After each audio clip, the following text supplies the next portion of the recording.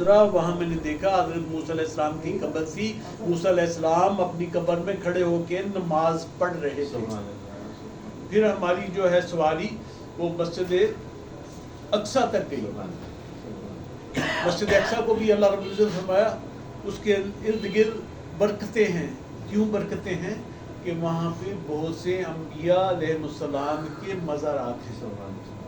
جہاں اللہ کا نبی ہو، جہاں اللہ کا ولی ہو، جہاں ان کے مزارات ہوں، جہاں نبی کا مزار ہو، وہاں کی برکت ہی برکت.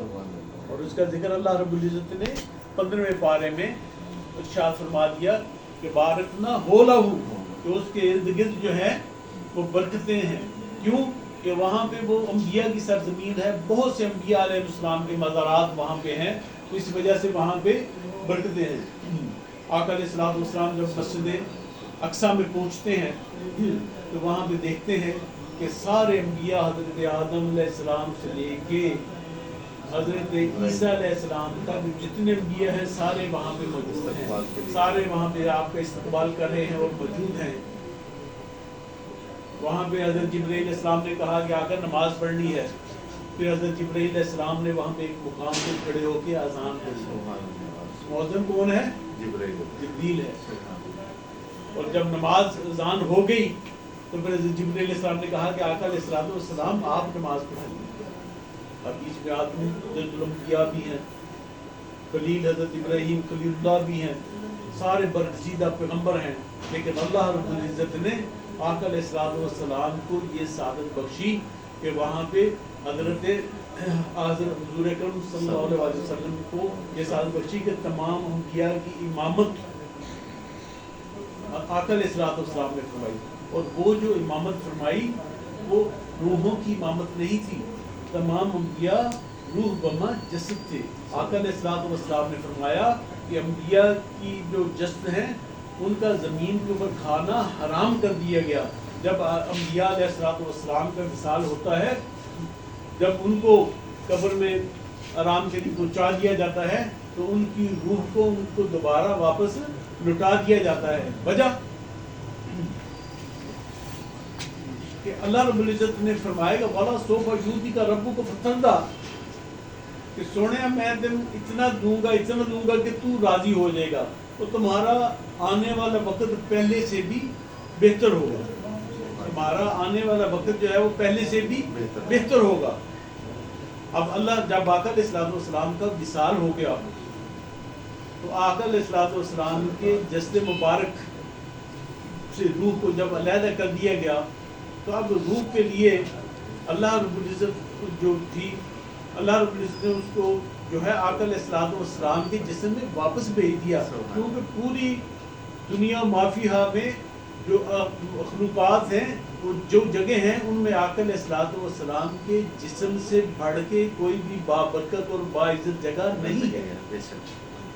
تو اس طرح آقا علیہ السلام نے تمام انبیاء کی وہاں پہ امامت فرمائی اور نماز پڑھی. نماز پڑھنے کے بعد آگے کا سفر جو ہے وہ شروع ہوتا ہے. وہاں سے پہلا جو سٹیج تھی آدمیت، انسان، بشر. آقا علیہ السلام کی خصوصیات بشر بھی ہیں، آقا علیہ السلام کی خصوصیت نور بھی ہے، اور ان کی جو حقیقت ہے اس کے بارے میں آقا علیہ السلام نے فرمایا لم یعرفانی حقیقتی سوی اللہ، کہ میری حقیقت کو سوائے رب کے کوئی نہیں جانتا. اب بشریت کو آقا علیہ السلام نے نماز مسجد اقصیٰ میں پڑھائی، بشریت کو وہاں چھوڑ دیا.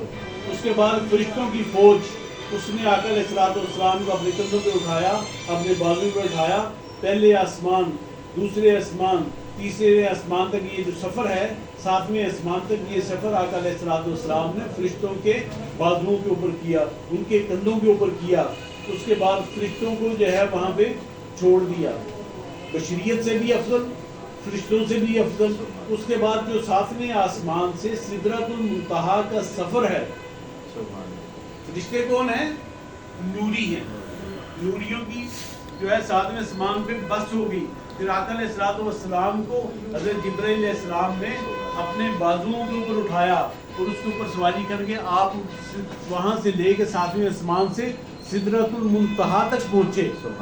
वहाँ पे जाके हज़रत जिब्रील अलैहिस्सलाम ने फरमाया कि या रसूल सल्लम अब ये मेरी आखिरी मंजिल है, इस मंजिल से आगे मैं नहीं जा सकता, अगर मैं इस मंजिल से आगे जाता हूँ तो मेरे पर जल जाते हैं। बशरियत को छोड़ा मस्जिद अक्सा में, फरिश्तों को छोड़ा सातवें आसमान तक नूरी मखलूक है, और नूरी मखलूक में जो उनका सरदार नूर है जिब्रील अलैहिस्सलाम, उसको छोड़ा सिदरतुल मुंतहा के ऊपर, मुंतहा पे पहुंच के जिब्रील अर्ज करने लगे कि या रसूलुल्लाह सल्लल्लाहु अलैहि वसल्लम अगर मैं यहाँ से एक कोल भी, एक इंच भी ऊपर जाता हूँ तो मैं जल के राख हो जाता हूँ, मेरे अंदर इतनी कैपेसिटी नहीं है कि ऊपर वाले नूर को बर्दाश्त कर सकूँ।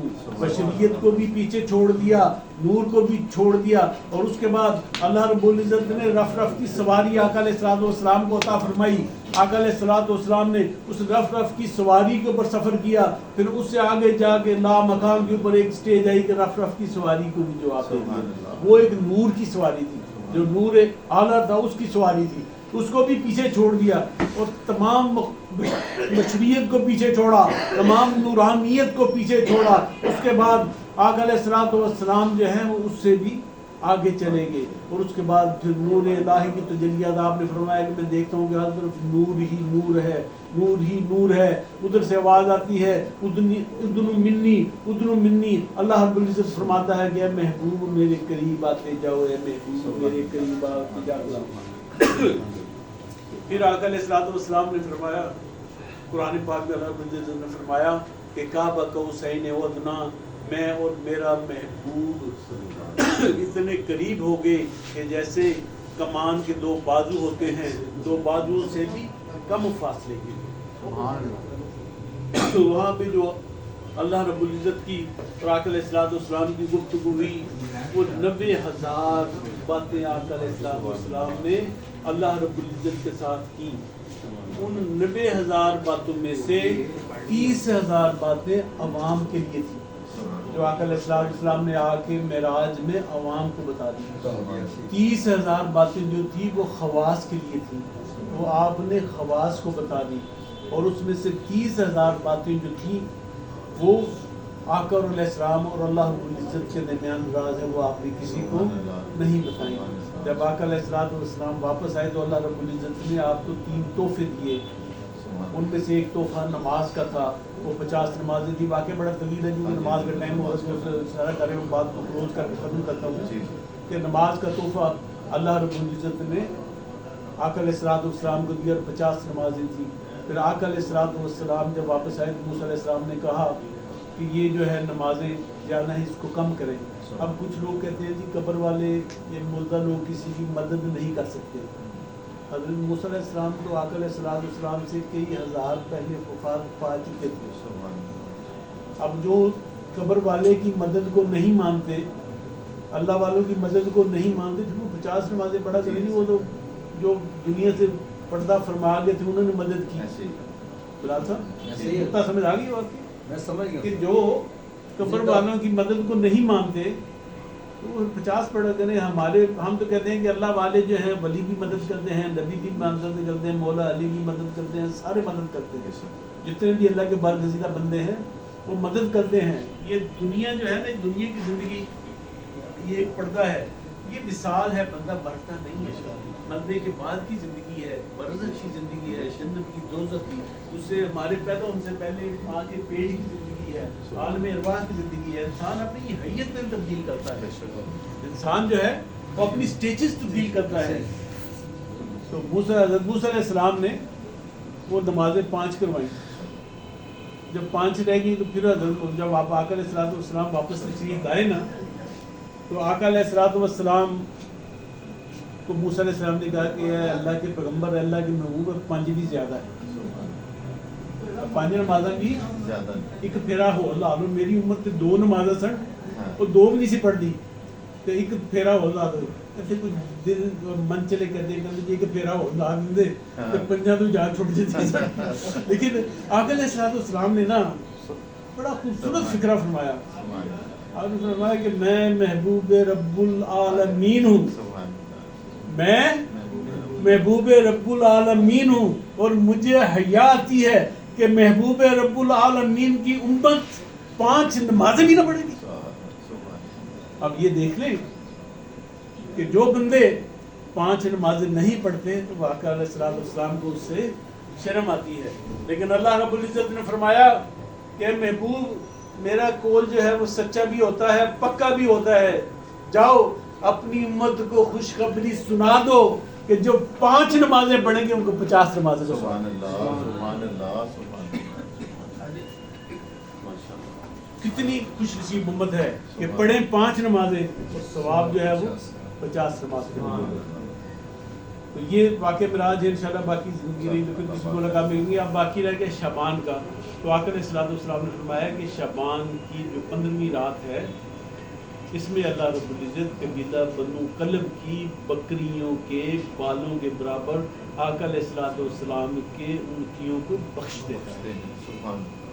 قبیلہ بنی کلب جو تھا نا عرب میں, اس کے پاس بہت بکریوں کے جڑ ہوتے تھے, بہت زیادہ ان کے جو پاس ہوتی ہیں بکریاں ہوتی تھیں. تو اس رات میں آپ لوگوں نے زیادہ سے زیادہ اللہ رب العزت کی عبادت کرنی ہے, اللہ رب العزت سے مغفرت مانگنی ہے, اللہ رب العزت سے دعا مانگنی ہے. فرمایا کہ قبیلہ بنی کلب کی بکریوں کے بالوں کے برابر, بکریوں کو بھی نہیں کہا, اس کے جو بال ہیں وہ ایک بکری کے بال ہی بندہ گرنے لگے تو کئی سال لگنے بال نہیں مل سکتا.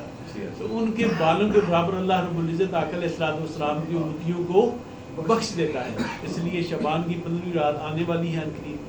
اس رات میں آپ لوگ زیادہ سے زیادہ استغفار پڑھیں, درود پاک پڑھیں, اور جو ہے اللہ تعالیٰ سے دعائیں مانگیں اور اللہ تعالیٰ سے مغفرت مانگیں. اور اللہ رب العزت پہلے آسمان پہ جلوہ افروز ہوتے ہیں اور جو مانگتا ہے کتنے خوش نصیب و یار ہیں.